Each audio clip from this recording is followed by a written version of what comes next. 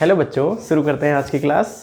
अभी तक हम लोगों ने ये जान लिया कि जब भी करंट वायर में रहेगा तो एक जो इफेक्ट है जो हम पढ़ चुके हैं कि वायर हीट हो जाएगा due to collision of electron, जिसको हीटिंग इफेक्ट बोलते हैं। और एक जो हमने कल जाना कि जब करंट कैरिंग वायर होता है, वायर में जब करंट दौड़ता है तो उसके आसपास उसके इर्द गिर्द मैग्नेटिक फील्ड बनता है। बच्चों, मैग्नेटिक फील्ड हमने दो तरीके से मिलते हैं। एक तो हमें मैग्नेटिक फील्ड मिलता है मैग्नेट से, है ना। जो मैग्नेट्स हम बचपन में खेलते रहते हैं, परमानेंट मैग्नेट्स होती हैं, वो जो स्पीकर से निकालते हैं गोल गोल, ठीक है। उसके आसपास मैग्नेटिक फील्ड होता है, उसकी कुछ ना कुछ डिजाइन होती है। वो डिजाइन अभी हम आपको नहीं बता रहे हैं, ठीक है। तो दो तरीके से हमको मैग्नेटिक फील्ड मिलता है। एक तो परमानेंट मैग्नेट्स के आसपास मैग्नेटिक फील्ड मिलता है और दूसरा करंट कैरिंग वायर। इस चैप्टर में हम करंट कैरिंग वायर का मैग्नेटिक फील्ड कैलकुलेट करेंगे और फिर अगले चैप्टर्स में परमानेंट मैग्नेट्स के बारे में भी पढ़ेंगे, ठीक है। जो ये चैप्टर है हमारा, इसमें हम सिंगल वायर, स्ट्रेट वायर, घुमा हुआ वायर, कॉइल, सोलेनॉइड, ये सभी के सभी करंट कैरिंग वायर्स होते हैं, ठीक है। सोलेनॉइड्स की कैसी मैग्नेटिक फील्ड होती है, उसका क्या कैसे हम वो कैलकुलेट करेंगे। रिंग है, कॉइल है एक, उसके सेंटर पे क्या मैग्नेटिक फील्ड होगा, उसकी किसी एक्सिस पर कोई पॉइंट है उस पर क्या मैग्नेटिक फील्ड होगा, वो सब हम इसी चैप्टर में पढ़ेंगे। तो शुरुआत हमने कर ली थी magnetic field due to small element, छोटे से करंट के टुकड़े के द्वारा, छोटे से वायर के टुकड़े के द्वारा। एक वायर का बहुत छोटा सा टुकड़ा है डीएल लेंथ का, इसके द्वारा पी पॉइंट पर, यहां पर आर दूरी पर एक पॉइंट पी है, एंगल थीटा है, इस डायरेक्शन में पी पॉइंट पर जो मैग्नेटिक फील्ड होगा वो हमने कल जान लिया था। किससे मिलता है ये? वायो-सैवर्ट लॉ। वायो-सैवर्ट लॉ एक छोटा सा वायर कितना मैग्नेटिक फील्ड बनाता है अपने आसपास, इस बात को बताता है। और वो जो मैग्नेटिक फील्ड बनता है उसको हम कैसे लिखते हैं, कितना बनता है? D B is equal to mu not upon 4 pi I dl sine theta upon are square, ठीक है। आई क्या है? इस छोटे से टुकड़े में क्या करंट है। डीएल क्या है? इस छोटे से टुकड़े की लेंथ क्या है। किस एंगल पर आप पॉइंट पी पर देखना चाहते हैं मैग्नेटिक फील्ड, वो किस एंगल पर है, वो साइन थीटा है, ठीक है। हम ऐसे भी बोल सकते हैं जो वायर है उसका जो एलिमेंट है, इसको करंट एलिमेंट बोलते हैं, करंट एलिमेंट और पोजिशन वेक्टर के बीच का एंगल थीटा है, ठीक है। डिवाइडेड बाई ये आर स्क्वायर, ये दूरी है। जितना आप ज़्यादा दूर जाएंगे मैग्नेटिक फील्ड उतना उसका कम होता जाएगा, ठीक है, क्योंकि नीचे की तरफ आर स्क्वायर है। तो ये सिंपल सा लॉ है हमारा वायो-सैवर्ट लॉ। ये वायो-सैवर्ट लॉ हमेशा एक छोटे से टुकड़े के आसपास मैग्नेटिक फील्ड कितना है इस बात को बताता है, ठीक है। एक दो सवाल लगा लेते हैं, देखिएगा जरा। ये जो अभी हमने वायो-सैवर्ट लॉ लिखा था, ये उसके मैग्नीट्यूड को निकालता है मैग्नेटिक फील्ड के। Mu not upon 4 pi I dl sine theta upon are square, ठीक है। अगर हम इसको वेक्टर फॉर्म में लिखना चाहें तो इसका जो वेक्टर फॉर्म है, वेक्टर फॉर्म, उसके लिए हमको आर का मल्टीप्लाई और आर का डिवाइड करना पड़ेगा। तो ये वेक्टर फॉर्म में आ जाएगा mu not upon 4 pi I DL R sine theta upon, नीचे आर स्क्वायर तो था ही, तो नीचे क्या हो जाएगा? आर क्यूब हो जाएगा। तो वेक्टर फॉर्म में हमने बदल दिया। ऐसा क्यों किया? ऐसा क्यों किया? देखिए, ऊपर करंट जो था वो एक स्केलर क्वांटिटी था, है ना। केवल एक ही वेक्टर हमको दिख रहा था, डीएल। डीएल हमने कल बताया था कि डीएल जो होता है उसको करंट एलिमेंट बोलते हैं और उसकी एक निश्चित डायरेक्शन होती है। जिस डायरेक्शन में करंट होता है वही डायरेक्शन डीएल वेक्टर की डायरेक्शन होती है, ठीक है। तो एक वेक्टर क्वांटिटी ऊपर हमें पहले से ही मौजूद थी और नीचे एक वेक्टर क्वांटिटी आर है। R position vector, point P कितना दूर है। तो अगर आपको डॉट प्रोडक्ट या क्रॉस प्रोडक्ट के रूप में लिखना है तो आपको ऊपर न्यूमरेटर में दो वेक्टर्स तो चाहिए ही चाहिए होंगे, इसलिए हमने आर का मल्टीप्लाई किया और आर का डिवाइड किया। तो ऐसा करने से ये कैसे कन्वर्ट हो गया? देखिए, म्यू नॉट अपॉन 4 पाई आई, इस चीज को हम लिख सकते हैं डीएल क्रॉस आर, ये वेक्टर हो गया, डिवाइडेड बाई आर क्यूब। इसको बोलते हैं वेक्टर फॉर्म ऑफ वायो-सैवर्ट लॉ, ठीक है। क्या किया हमने? अपना यही है मेन लॉ, जो कल हमने बताया था, इसी से हम सारी कैलकुलेशन करेंगे, है ना। इससे कैलकुलेशन करने का कोई फायदा नहीं है, क्योंकि एक बार एक्स्ट्रा ऊपर आर आ गया, नीचे आर क्यूब हो गया, एक्स्ट्रा कैलकुलेशन करने से कोई फायदा नहीं होगा। तो हम लोग कैलकुलेशन के लिए हमेशा इसको ही यूज करेंगे, यही हमारा प्रॉपर लॉ है। लेकिन उसको वेक्टर फॉर्म में कैसे कन्वर्ट करना है, तो उसके लिए हमने ये थोड़ा सा सीखना है। आर का मल्टीप्लाई ऊपर और आर का मल्टीप्लाई नीचे, तो ऊपर बन जाएगा ए बी साइन थीटा को ए क्रॉस बी लिखते हैं, तो डीएल आर साइन थीटा को लिखेंगे डीएल क्रॉस आर। ठीक है, यहां से हमको डायरेक्शन मिलेगी dl cross r. This gives the direction of magnetic field.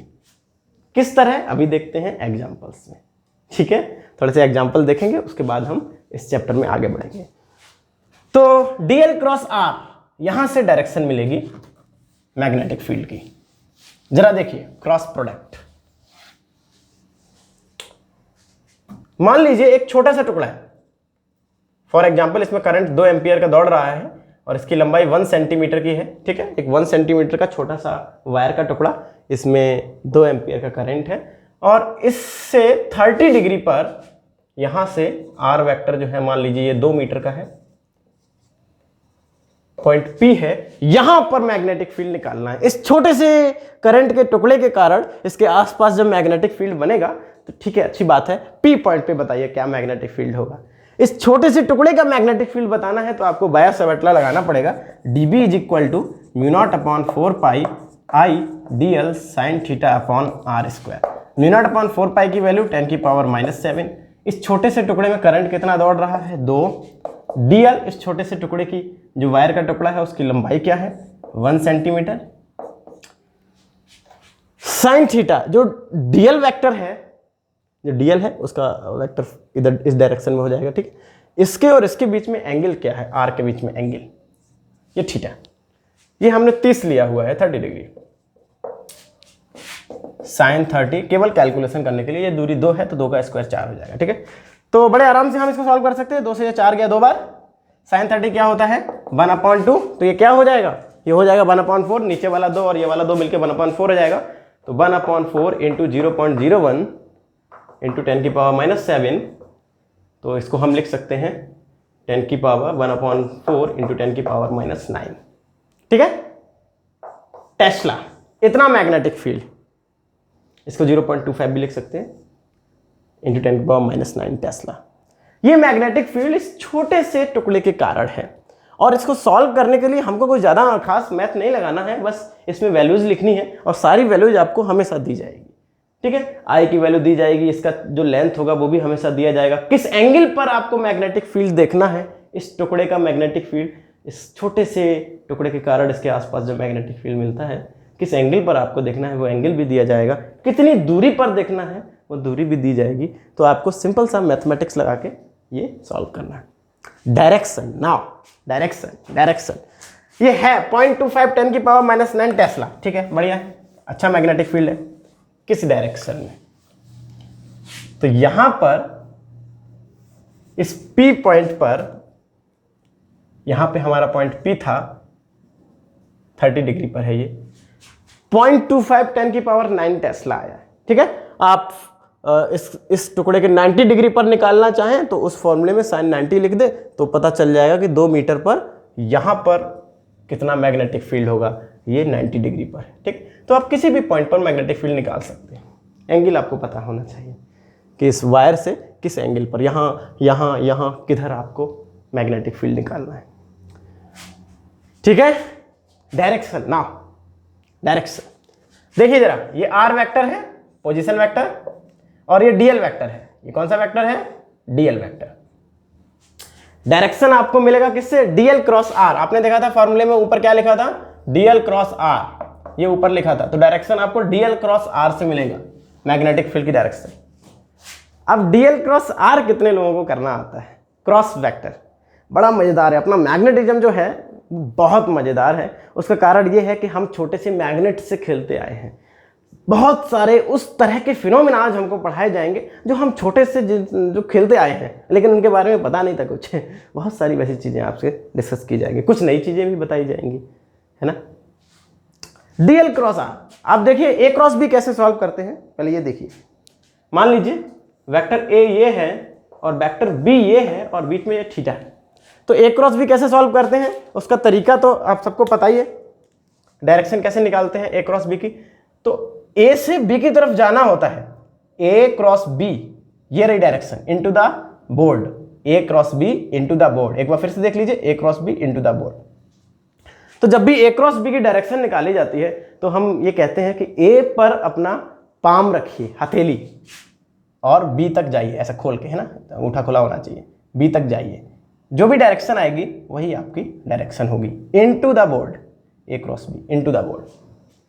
बहुत बार बच्चे ऐसे रख देते हैं, ए पर पाम और बी तक जाते हैं, तो इसको हम बोलते हैं पाम रूल। तो आपको पाम जो है वो बी पे जाके मारना है, इसलिए इसको पाम रूल बोलते हैं। ऐसे आपको ए से बी की तरफ नहीं जाना है क्योंकि ये चीज बी पर लग रही है, तो आपको पाम मारना है, एक प्रकार से आपको कंटाप मारना है बी को, ए क्रॉस बी, ए से लेके बी तक जाना है, सटाक भीतर, सटाक भीतर, इनटू द बोर्ड। तो डीएल क्रॉस आर क्या होगा, डीएल से चल के आर की तरफ जाना है, ठीक है, डीएल से आर की तरफ जाना है, डीएल पे आप ऐसे रखिए और आर को कंटाप मारिए, सटाक, into the board, into the board. तो DL cross R direction into the board, DL cross R into the board. तो पी पॉइंट पे मैग्नेटिक फील्ड की डायरेक्शन क्या होगी, into the plane of board, ठीक है, बिल्कुल। और into the plane of board को हम कैसे दिखाते हैं, एक सिंबल है क्रॉस, इस तरीके से दिखाते हैं, into the plane of board. Coming out from the plane of board, इसको इस सिंबल से दिखाते हैं, डॉट। अगर बोर्ड से कोई परपेंडिकुलर बाहर आ रहा है तो उसको डॉट से दिखाएंगे, और बोर्ड के अंदर कोई परपेंडिकुलर जा रहा है तो उसको क्रॉस से दिखाएंगे। ये वेक्टर को दिखाने का तरीका है, क्योंकि बना तो सकते नहीं ना ऐसा वेक्टर। अच्छा देखिए, अब थोड़ा सा प्रैक्टिस कर लें। मान लें करंट एलिमेंट ये है, छोटा सा एलिमेंट, और डीएल की डायरेक्शन ये है, और आर वेक्टर ये इधर है। आर वेक्टर किधर है, इधर। पॉइंट P, इस पर आपको मैग्नेटिक फील्ड निकालना है। कैलकुलेशन आपसे हो जाएंगी μ0/4π ideal sine theta upon are square Biot Savart law से। पर डायरेक्शन में ज़्यादातर लोग गलती कर देते हैं, और जो आपका ये मैग्नेटिज्म स्टार्ट हुआ यहाँ से आपका क्रॉस प्रोडक्ट भी स्टार्ट हो जाएगा, और बहुत सारा इस चैप्टर में डायरेक्शन का मामला है, ठीक है। ये पूरा का पूरा चैप्टर डायरेक्शन सेंसिटिव है, आपको डायरेक्शन निकालना आना चाहिए, और इसीलिए हम बहुत आराम से इसकी प्रैक्टिस करेंगे। डीएल क्रॉस आर, डीएल से चलना है, आर को कंटाप मारना है, डीएल क्रॉस आर बाहर, डीएल क्रॉस आर बाहर, बाहर। तो कैसा मैग्नेटिक फील्ड होगा, coming out from the plane of board, बाहर की तरफ, ठीक है। चलिए, वेरी गुड। तो हम लोगों ने बायो-सेवर्ट लॉ क्या है ये जान लिया। बायो-सेवर्ट लॉ असल में एक छोटे से करंट कैरिंग वायर का जो टुकड़ा होता है उसके कारण आसपास कितना मैग्नेटिक फील्ड बनता है, उस बात का मेजरमेंट हम बायो-सेवर्ट लॉ से कर लेते हैं। डायरेक्शन भी हमें पता चल जाती है डीएल क्रॉस आर से, ठीक है, बिल्कुल। शुरुआत में थोड़ा सा आपको लगेगा कि ये काफ़ी बड़ा फॉर्मूला है और ये हो सकता है कठिन हो, लेकिन ऐसा बिल्कुल भी नहीं है, बहुत आसान चैप्टर है हमारा। आइए देखिए, एक दो सवाल लगा लेते हैं बायो-सेवर्ट लॉ के, फिर आगे बढ़ते हैं। अब ऑरेस्टेड एक्सपेरिमेंट, यानी ऑरेस्टेड ने जो हमको बताया था वो तो एक बहुत इंपॉर्टेंट बात बताई थी, शुरुआत वहीं से होती है। ऑरेस्टेड ने बता दिया था कि करंट कैरिंग वायर के आसपास मैग्नेटिक फील्ड होता है, बस। कितना होता है अपना देखो जाके।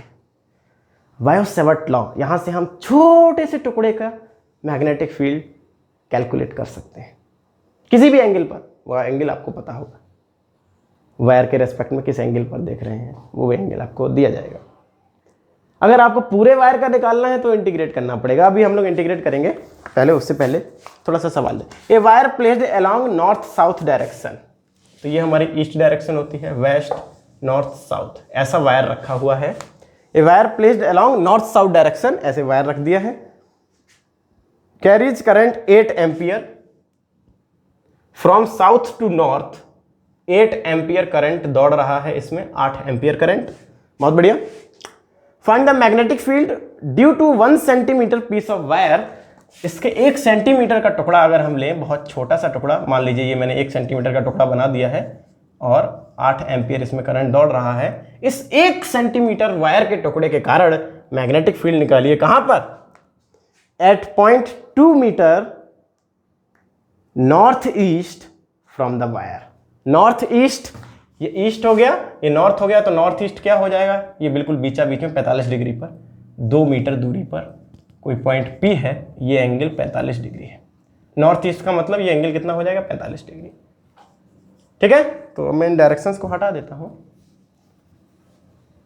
चलिए, तो सिंपल सा सवाल है, 1 सेंटीमीटर का टुकड़ा है, 8 एम्पियर करंट दौड़ रहा है इस छोटे से वायर के कारण, इतने से टुकड़े के कारण इस P पॉइंट पे जो कि 2 मीटर दूरी पर है, 45 डिग्री पर, आपको मैग्नेटिक फील्ड कैलकुलेट करना है। ठीक है, ओके। जब हम इसमें बहुत अच्छा हो जाएंगे, बड़े आराम से ये कैलकुलेट करने लगेंगे, उसके बाद हम पूरे वायर का भी देखेंगे, कॉइल का भी देखेंगे, सोलेनॉइड का भी देखेंगे। पूरा मैग्नेटिक फील्ड का कैलकुलेशन करना है इस चैप्टर में। ठीक है, और इस चैप्टर का जो दूसरा हिस्सा है वो बहुत बहुत मज़ेदार है। वो ये हमको बताएगा कि अभी तक आपने इस पूरे चैप्टर में मैग्नेटिक फील्ड की कैलकुलेशन की है ना, ये मैग्नेटिक फील्ड करता क्या है, ये इस चैप्टर का दूसरा हिस्सा है। मैग्नेटिक फील्ड फोर्स लगाता है या मैग्नेटिक फील्ड टॉर्क लगाता है, क्या करता है, उसके कारण क्या क्या हो सकता है, ये हम दूसरे हिस्से में पढ़ेंगे। ठीक है, लेकिन पहला पार्ट हमारा कैलकुलेशन है, मैग्नेटिक फील्ड कैलकुलेट कीजिए।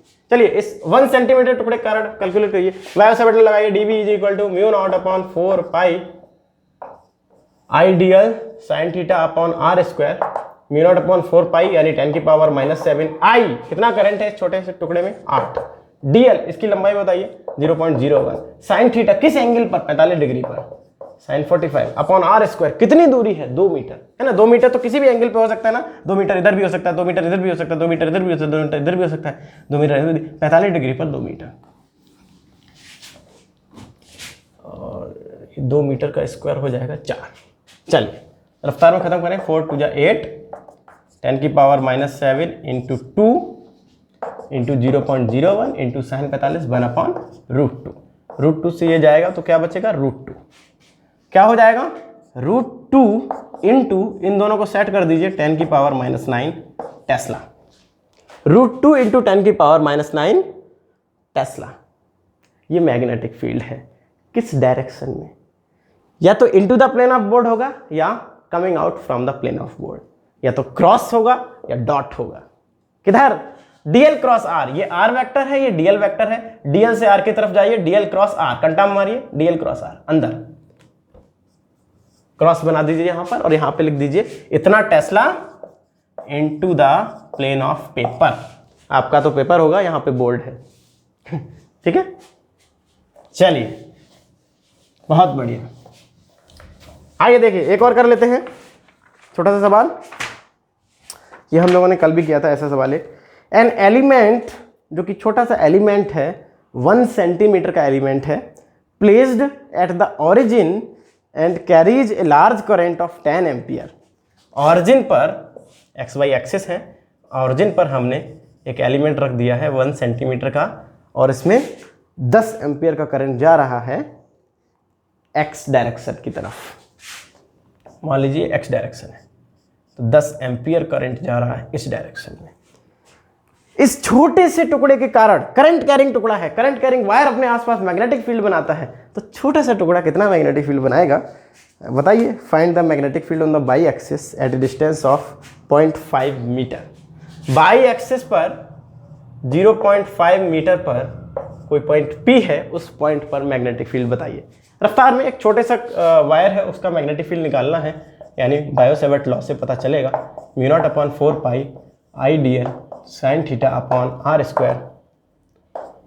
10⁻⁷ I, इसमें करंट बताइए 10 एम्पियर, dl इसकी लेंथ बताइए 0.01, I dl sin theta, dl और r के बीच में एंगल 90 डिग्री का है, sin 90/r², ये 0.5 दूरी है, उसका स्क्वायर हो जाएगा 0.25, है ना, 0.5 का स्क्वायर 0.25। चलिए, रफ्तार में अब जो बचा है उसको हम बोलते हैं कैलकुलेशन। क्या हो जाएगा, 0.1 इंटू 10⁻⁷ sin 91, ये हो गया 0.25, पॉइंट हटेगा, ऊपर 2 जीरो, पॉइंट हटेगा, नीचे 1 जीरो, 0 से 0 गया, क्या बचा, सेट कर दो यहाँ पे, तो आ जाएगा 1/25 इंटू 10 की पावर -6 टेस्ला।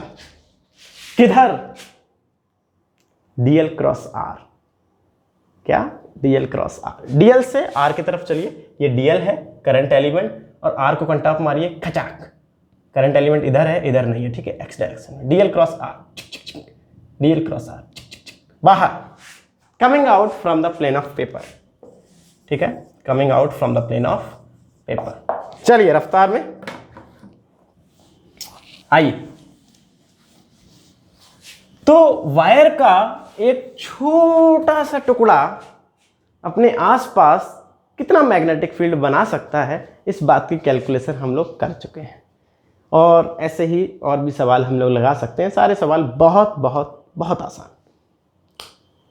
पूरा कंप्लीट वायर कितना मैग्नेटिक फील्ड बनाएगा, अब उस बात की चर्चा करते हैं, ठीक है, बिल्कुल।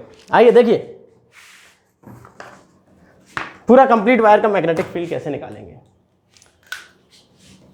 ये बात तो बायो-सेवर्ट लॉ से ही पता चलती है कि मान लीजिए एक हमारे पास वायर है, एक फाइनाइट वायर ले ले। फाइनाइट का मतलब होता है लिमिटेड लेंथ है उसकी, ठीक है, कुछ 1 मीटर 2 मीटर ऐसा वायर, एक्स वाई वायर है, ओके। और मान लीजिए आप इस छोटे से एक छोटा सा टुकड़ा इसमें ले लें, मैं इसको डार्क कर दे रहा हूं। ये छोटा सा टुकड़ा डीएल लेंथ का है। डीएल का मतलब बहुत बहुत बहुत बारीक छोटा सा टुकड़ा। इस छोटे से टुकड़े के कारण इसके आसपास कितना मैग्नेटिक फील्ड बन सकता है वो हमें पता है। तो इसमें ऐसे न जाने कितने छोटे छोटे छोटे छोटे छोटे छोटे ऐसे छोटे छोटे छोटे छोटे ऐसे छोटे छोटे छोटे छोटे टुकड़े होंगे। इन सभी टुकड़ों का मैग्नेटिक फील्ड हमें निकालना पड़ेगा और बाद में उसको इंटीग्रेट करना पड़ेगा, है ना। आइए देखिए कैसे करते हैं। मान लें ये टुकड़ा है डीएल लेंथ का और आर दूरी पर एक पॉइंट पी है। यहां पर मैग्नेटिक फील्ड हमको पता है, मान लीजिए करंट एक्स वाई डायरेक्शन में है नीचे से ऊपर, तो डीएल की डायरेक्शन ये हो जाएगी, ठीक है। तो ये जो छोटा डीएल है इसके कारण पी पॉइंट पे जो मैग्नेटिक फील्ड होगा वो बायो-सेवर्ट लॉ से पता चल जाता है। बायो-सेवर्ट लॉ से हमेशा छोटे से टुकड़े का मैग्नेटिक फील्ड पता चलता है, ठीक है। कितना होगा? μ0/4 pi I DL sine theta upon are square. सारा कुछ पता होगा तो हम निकाल लेंगे, ठीक है। इस छोटे से टुकड़े का पी पॉइंट पे क्या मैग्नेटिक फील्ड है ये हमें पता चल जाएगा। अच्छा, हमको निकालना तो इस पूरे वायर का है। अब आप थोड़ा सा इमेजिन कीजिए, अगर ये टुकड़ा मैं यहां पे लूं, बिल्कुल लोअर एंड पर, यहां से ये दूरी इस पी पॉइंट पर, टोटल मैग्नेटिक फील्ड निकालना है ना इस पी पॉइंट पर, तो यहाँ पे एक टुकड़ा होगा उसका भी कुछ यहाँ पे मैग्नेटिक फील्ड होगा। इसके ऊपर जो छोटा सा टुकड़ा होगा डीएल लेंथ का उसका भी यहाँ पर कुछ मैग्नेटिक फील्ड होगा। इसके ऊपर जो छोटा टुकड़ा होगा डीएल लेंथ का उसका भी यहाँ पर कुछ मैग्नेटिक फील्ड होगा। इसके ऊपर छोटा सा टुकड़ा होगा डीएल लेंथ का उसका भी यहाँ पर कुछ होगा। इसके ऊपर थोड़ा होगा उसका भी यहाँ पर कुछ होगा, बहुत होगा, 90 डिग्री पर है उसके। तो इसके ऊपर छोटा सा टुकड़ा होगा उसका भी यहाँ पे कुछ मैग्नेटिक फील्ड होगा। इस छोटे से टुकड़े का भी यहाँ पर कुछ मैग्नेटिक फील्ड होगा। इसका भी यहाँ पर कुछ ना कुछ मैग्नेटिक फील्ड होगा। इसका भी यहाँ पर कुछ ना कुछ मैग्नेटिक फील्ड होगा। यानी यहाँ एक्स से लेकर वाई तक जितने हमने बनाए हैं वो तो इसलिए बनाए हैं कि आपको दिख जाए। इनफाइनेटली मैनी मैनी टुकड़े होंगे। ये डीएल का मतलब ही होता है कि ये बहुत छोटा सा पीस है। तो x से लेके y तक तो बहुत ऐसे छोटे छोटे छोटे छोटे छोटे छोटे बहुत सारे पीस होंगे और सबका, जैसे इसका मैग्नेटिक फील्ड यहाँ पर निकालना है, इसका भी निकालना है, इसका भी निकालना है, ऐसे इन सभी टुकड़ों का इस P पॉइंट पे कुछ ना कुछ मैग्नेटिक फील्ड होगा। उनको निकालना है और ऐड करके हमको पता चलेगा कि total magnetic field P point पर क्या होगा इस पूरे वायर के कारण। समझ रहे हैं ना आप? इंटीग्रेट आपको करना पड़ेगा क्योंकि बात केवल 1 2 3 4 5 6 7 8 9 10 टुकड़ों की नहीं है। यहाँ से वहाँ तक इनफाइनाइटली मैनी टुकड़े होंगे, है ना। तो आपको सभी टुकड़ों का मैग्नेटिक फील्ड इंटीग्रेट करना पड़ेगा, तब जाके आपको पी पॉइंट पे टोटल मैग्नेटिक फील्ड मिलेगा। बहुत आसान है, पर मेन समस्या जो आपको नजर ही नहीं आ रही वो ये है। देखिए जरा साहब, DL DL DL DL DL DL DL DL DL DL length तो बराबर मान ली, सभी टुकड़ों में करंट भी सेम होगा, ये भी सेम है, ये भी कांस्टेंट है, ये ठीक है डीएल, तो वेरिएबल हो ही जाएगा, पूरी लेंथ में उसको इंटीग्रेट करना है। इसलिए एक प्रॉब्लम है हमारे सामने जो दिख रही है, क्या ये एंगल भी सबका अलग अलग बन रहा है? बिल्कुल, देखिए इसका तो 90 बन रहा है, इसका ये 90 से ज़्यादा बनना है। जब आप नीचे से ऊपर तक बढ़ेंगे और हर टुकड़े का यहाँ पर मैग्नेटिक फील्ड लिखेंगे तो एंगल सभी में अलग अलग बन रहा है ना, जिसको आप थीटा बोलते हैं, डीएल और आर के बीच का एंगल, ये हर टुकड़े में अलग अलग बन रहा है। यानी एंगल जो है वो भी वेरिएबल है, वो भी चेंज हो रहा है, एक्स से लेकर वाई तक एंगल भी चेंज हो रहा है। ये डीएल तो चेंज हो ही रहा है, यहाँ से वहाँ तक पूरा लेंथ में इंटीग्रेट करना है। आर भी चेंज हो रहा है, ये दूरी ज़्यादा है, ये थोड़ी कम होगी, ये और कम होगी और कम होगी, ये सबसे कम दूरी है, फिर ये दूरी ज़्यादा है ज़्यादा है ज़्यादा है। यानी इस पूरी इक्वेशन में 3 चीज़ें चेंज हो रही हैं। पहली थीटा, दूसरा आर और ये डीएल। तीन चीज़ें अगर चेंज हो रही होंगी तो आप इंटीग्रेशन नहीं कर पाएंगे, क्योंकि आपको ऐसा इंटीग्रेशन सिखाया ही नहीं गया है। आपको इंटीग्रेशन करना सिखाया गया है, इंटीग्रेशन के अंदर कोई एक वेरिएबल होना चाहिए, कोई एक चीज़ चेंज हो रही हो तो बाकी सब कांस्टेंट होते हैं, उनको आप बाहर निकाल लेंगे इंटीग्रेशन के चिन्ह से, है ना। जैसे यहाँ μ0/4 पाई आई ये बाहर निकल आएगा, बाकी ये 3 चीज़ें चेंज हो रही हैं, तो आप किस को इंटीग्रेट करेंगे? थीटा को करेंगे इंटीग्रेट, या आर या डीएल? 3 चीज़ें चेंज हो रही हैं। उम्मीद है आपको ये समझ आ रहा होगा। देखिए थीटा यहाँ पे 90 है, फिर यहाँ ऑब्ट्यूस एंगल बनने लगा है। आर यहाँ पे ज़्यादा है, ये दूरी ज़्यादा है, ये वाला एलिमेंट पी पॉइंट से दूरी पर है, ये वाला थोड़ा पास में है, ये फिर से दूरी बढ़ने लगी है। तो असल में एक टुकड़े का मैग्नेटिक फील्ड हमको पता है, ऐसे लिखा जाता है वायो-सेवर्ट लॉ से। इन सभी टुकड़ों का मैग्नेटिक फील्ड इंटीग्रेट करना उतना आसान नहीं है जितना आसान हमको लगता था, लेकिन ये बहुत आसान हो जाएगा अगर हम कैसे भी करके इन वेरिएबल्स को चेंज कर लें कांस्टेंट्स के रूप में, और केवल एक ही वेरिएबल रखें, बाकी सब कांस्टेंट हो जाए तो सभी को बाहर निकाल लेंगे और इंटीग्रेशन आसान हो जाएगा। और ये हमें करना पड़ेगा, क्योंकि तीन इंटीग्रेशन के जो वेरिएबल हैं एक साथ हम इंटीग्रेट करना अभी तक नहीं सीखे। 12th के बाद आप सीख जाओगे, वो बात अलग है। कैसे करें फिर? प्रॉब्लम पहले बतानी चाहिए। प्रॉब्लम बता दी, समस्या बता दी, अब समाधान अब आपको थोड़ा सा अच्छा लगेगा कि हाँ चलो थोड़ा सा जान आई। देखिए XY वायर है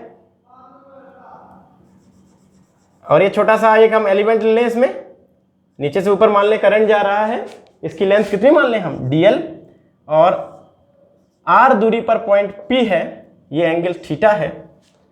इस छोटे से टुकड़े का यहां पर मैग्नेटिक फील्ड क्या होगा पहले वो लिख लीजिए।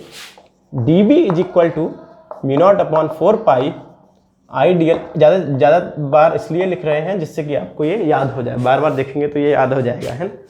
μ0/4 पाई IDL sin θ/r²। ठीक है, आइए देखिए, वायर से ये पॉइंट P A दूरी पर है, ये बात माने। वायर से ये पॉइंट P कितनी दूरी पर है? A दूरी पर है।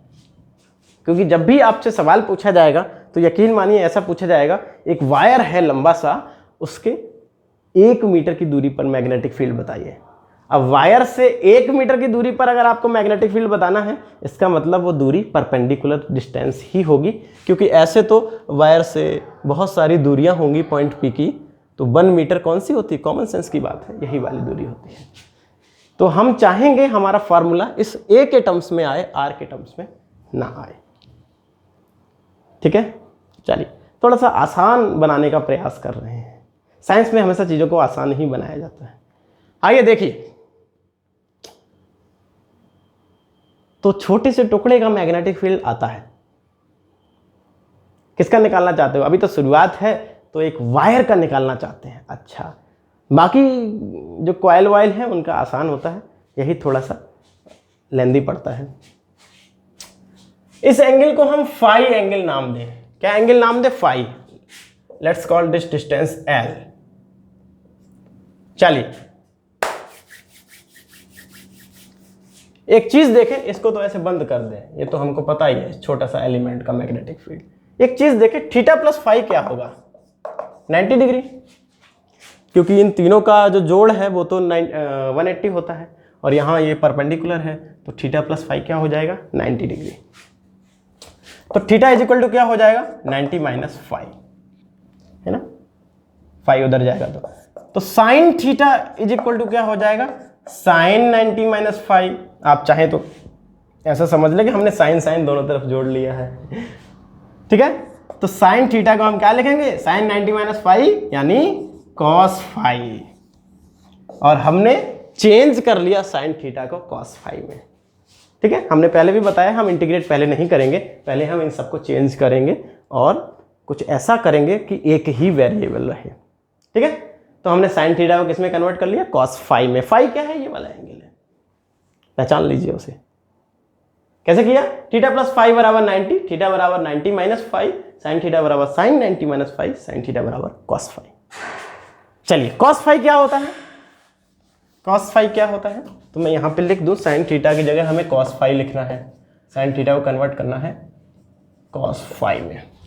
कॉस फाई क्या होता है इस ट्रायंगल में देखें जरा, बेस अपॉन हाइपो, कॉस मतलब बेस अपॉन हाइपो, तो बेस है ए और हाइपोटेन्यूस है आर, तो कॉस फाई हो जाएगा ए अपॉन आर, सही है। तो आर बराबर क्या हो जाएगा ए अपॉन कॉस फाई, जिसको हम लिख सकते हैं आर बराबर ए 1 अपॉन कॉस हो जाएगा सेक फाई, ए सेक फाई। और इस तरह हमने आर को भी चेंज कर लिया ए के टर्म्स में, ए सेक फाई, ठीक है। तो ये छोटे छोटे चेंजमेंट हैं, साइन थीटा की जगह कॉस फाई, आर की जगह हम क्या लिखेंगे ए सेक फाई। आप समझ लीजिए कि हम ऐसा क्यों कर रहे हैं, डायरेक्टली इंटीग्रेट क्यों नहीं कर रहे, दिक्कत आ जाएगी। और थर्ड जो कि लास्ट चेंज करना है टेन फाई, कॉस फाई करके देख लिया, अब टेन फाई, इसका जो टेन फाई होगा वो क्या हो जाएगा perpendicular upon base L upon A, L upon A, तो एल बराबर हो जाएगा A tan phi. Sine theta को चेंज कर लिया कॉस फाई में, आर को चेंज कर लिया ए सेक फाई में, अब बचा डीएल, बाकी तो सब कांस्टेंट था ही, म्यू नॉट 4 पाई आई कांस्टेंट था, डीएल को और चेंज करना है। तीन ही चीजें थी डीएल साइन थीटा आर, ये दिक्कत दे रही थी। साइन थीटा को हमने चेंज कर लिया कॉस फाई में, आर को भी हमने फाई के टर्म्स में लिख लिया। अब डीएल, डीएल एल की वैल्यू तो ए टेन फाई है, डीएल कैसे लाएं, डिफ्रेंशिएट करके हमें डीएल मिलेगा। एल को डिफ्रेंशिएट करें फाई के टर्म्स में, तो dl upon d phi, differentiation of l with respect to phi, dl upon d phi is equal to a, tan का क्या हो जाएगा सेक स्क्वायर फाई, टेन का क्या हो जाएगा सेक स्क्वायर फाई, क्योंकि फाई के टर्म्स में डिफ्रेंशिएट हो रहा है, तो टेन का क्या हो जाएगा sec square phi, differentiation of tan theta sec square theta, तो tan phi sec square phi. तो डीएल की वैल्यू क्या हो जाएगी A sec square phi D phi, हा हा हा हा। तो ये तीनों वैल्यू हम यहाँ पे लिखें और इसके बाद देखेंगे तो 2 लाइनों में ये इंटीग्रेशन खत्म हो जाएगा, और ऐसे तो नहीं होता खत्म वो, तो आपको ये स्टेप्स थोड़े से ध्यान रखने हैं किस तरह से हम ये चेंज कर रहे हैं, A sec square phi D phi. चलिए अभी तो हम रफ्तार में आगे बढ़ सकते हैं, इसको थोड़ा सा धुंधला कर दे। ये मेन दूरी है ए दूरी पॉइंट पी की, पूरे वायर का पी पॉइंट पे मैग्नेटिक फील्ड निकालना है, तो आप पी पॉइंट को लोअर एंड से कनेक्ट कीजिए एक्स से, और पी पॉइंट को अपर एंड से कनेक्ट कीजिए वाई से। आपका फार्मूला जो है वो फाई के टर्म्स में चेंज हो चुका है, आपको देख सकते हैं। इसको मैं थोड़ा सा चेंज करके लिख दूं यहाँ पर, mu not upon 4 pi I, DL की जगह क्या लिखना है बताइए, A sec square phi D phi. चलिए बहुत बढ़िया। साइन थीटा की जगह क्या लिखना है कॉस फाई, बहुत अच्छे। आर की जगह क्या लिखना है ए सेक फाई, और आर का स्क्वायर है तो ए स्क्वायर सेक स्क्वायर फाई हो जाएगा, सेक स्क्वायर फाई खत्म, ए से एक खत्म, तो डीबी हो जाएगा। ये हमारा वायो-सेवर्ट लॉ कैसा चेंज होके दिख रहा है जरा देखिए, है वही, बस उसने अपने कपड़े चेंज कर लिए, नया अंदाज उसका दिख रहा है। Mu not upon 4 pi I cos phi D phi, cos phi D phi upon नीचे केवल ए बचा है, ये डीबी है। इस स्मॉल एलिमेंट का पी पॉइंट पे मैग्नेटिक फील्ड। बस यहां पर फाई के टर्म्स में आ गया है पूरा मामला।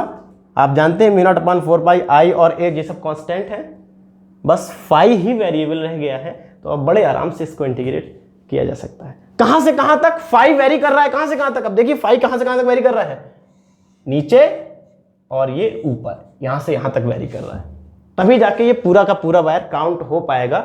देखिए इस ए वाली ब्रांच से नीचे यहां तक और ऊपर यहां तक, इसीलिए मैंने ये लाइन बना ली थी जिससे कि आपको फाई जो है वो दिख जाए कहां से कहां तक वेरी कर रहा है। तो नीचे यहां तक ये पूरा वायर काउंट हो जाएगा इतना, और ऊपर यहां तक ये पूरा वायर काउंट हो जाएगा। Let's call this is phi 1 and this is phi 2। ठीक है, now integrate this from phi 1 to phi 2, पूरा मैग्नेटिक फील्ड मिल जाएगा। Integration μ0/4 pi I cos phi D phi upon A, phi 1 से फाई 2 तक। अब जरा ये देखिए, चूंकि फाई 1 नीचे है और फाई 2 ऊपर ले रहे हैं, इसलिए माइनस का फाई 1 से प्लस का फाई 2। नीचे की तरफ जो एंगल लिए जाते हैं वो माइनस में लिए जाते हैं, इंटीग्रेशन में ध्यान रखा जाता है, और ऊपर की तरफ जो लिए जाते हैं वो प्लस में। अभी तक आपने इंटीग्रेशन नहीं सीखा होगा, इसलिए ये सारी बातें आपको पता नहीं है। आइए देखिए, मैं इसको ना मिटा लूँ, ये अपना मेन लॉ है। चलो ये मैंने नीचे लिख दिया है तो इसको मिटा सकते हैं। सब कुछ बाहर निकाल दीजिए। Total magnetic field due to whole wire, हमने फाई 1 से फाई 2 पूरा इंटीग्रेट कर दिया है due to whole wire, μ0/4 pi I upon A, μ0/4 pi I upon A, integration of cos phi D phi from minus phi 1 से phi 2, phi 1 से phi 2। ठीक है, माइनस इसलिए क्योंकि नीचे। आइए देखिए, आंसर आ गया। अभी तक हमने इंटीग्रेशन किया तो नहीं है, अभी तक केवल हम कांस्टेंट्स में कन्वर्ट कर रहे थे, वो जो वेरिएबल्स थे 3-3। इंटीग्रेशन तो 2 लाइनों का है और बहुत आसान है। μ0/4 pi I upon A, integration of cos theta sine, है ना। डिफरेंशिएशन ऑफ cos होता है माइनस का साइन, इंटीग्रेशन ऑफ cos होता है साइन। ठीक है, तो क्या हो जाएगा, साइन फाई माइनस फाई 1 से लेके फाई 2, तो टोटल मैग्नेटिक फील्ड आ गया μ0/4 pi I upon A. Upper limit रखिए साइन फाई 2 और लोअर लिमिट रखिए माइनस, लोअर लिमिट रखिए साइन और माइनस का फाई 1। ये गंदा लग रहा है देखने में, इस माइनस को बाहर निकालेंगे तो प्लस हो जाएगा। ठीक है, और इस तरीके से ये दिखने लगेगा, sine phi 2 plus sine phi 1। ढंग से इसको देखने में बहुत अच्छा लगे, इसलिए μ0/4 pi I by A sine phi 1 plus sine phi 2। चलिए, ये आपका पहला फॉर्मूला इस चैप्टर का, magnetic field due to straight wire. ठीक है, मैं थोड़ा सा आपको विजन जो है वो क्लियर करूं। μ0/4 पाई कांस्टेंट है ना, आप ऐसे ही बोल सकते हैं μ0I/4 pi A, μ0I/4 pi A sine phi 1 plus sine phi 2। यानी ये जो वायर है, पूरा वायर, अगर आपने कह दिया कि इस वायर से मान लीजिए यहां पर एक पॉइंट है P, जो कि इस वायर से 1 मीटर की दूरी पर है। चलिए बताइए इस P पॉइंट पर क्या मैग्नेटिक फील्ड होगा।